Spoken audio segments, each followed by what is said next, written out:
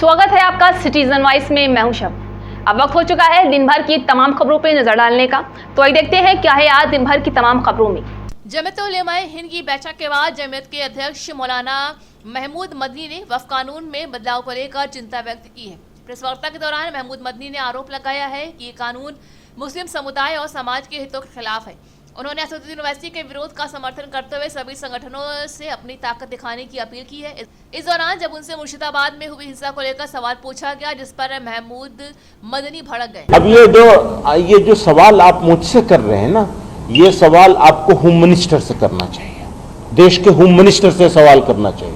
क्यों मुर्शिदाबाद जल रहा है, कौन रिस्पॉन्सिबल है इसके लिए?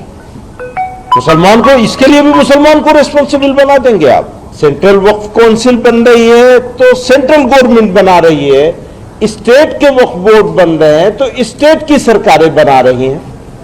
मुसलमानों का कोई रोल नहीं होता था उसमें। हां, यह जरूर होता था कि, और अभी भी होगा, कि सरकारें अपनी मर्जी के मुसलमानों को एज वेल एज अदर्स को बना लेंगे।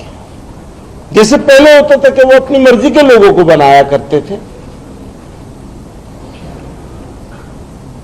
अब बदकिस्मती से, दुर्भाग्य से सारे मुल्क में मीडिया के जरिए से ये फैला दिया गया कि ये तो ऐसा लगता है जैसे कहीं बाहर से, चाइना से आके लोग बैठे थे यहां और आकर के इन्होंने वक्फ बोर्ड बना रखे थे और कब्जे कर लिए जमीनों।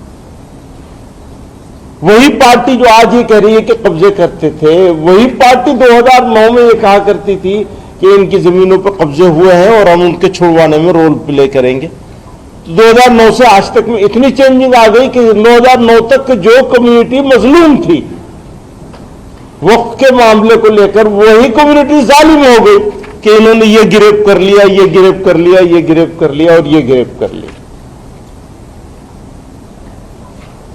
तो मामला वक्फ का नहीं है, मामला पॉलिटिक्स का है। मुसलमानों के नाम पर, मुसलमानों के खिलाफ, मुसलमानों के लिए कभी हमदर्द बन के और कभी गाली दे के, हमदर्दी के पीछे भी गाली ही छुपी हुई है।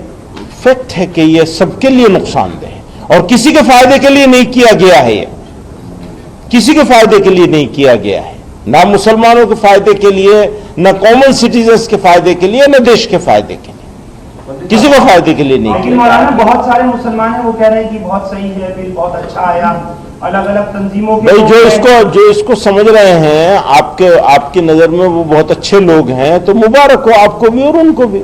शुक्रिया बहुत, थैंक यू कि वो अच्छा कह रहे हैं मीडिया पे। हाँ, वही मैं कह रहा हूँ ना, मुबारक हो उनको। किसी को अच्छा लग रहा है तो उन्हें मुबारक हो। आप कह रहे हैं कि इत्तेफाक नहीं होना चाहिए, किसी तरह का हिंसा नहीं होना चाहिए।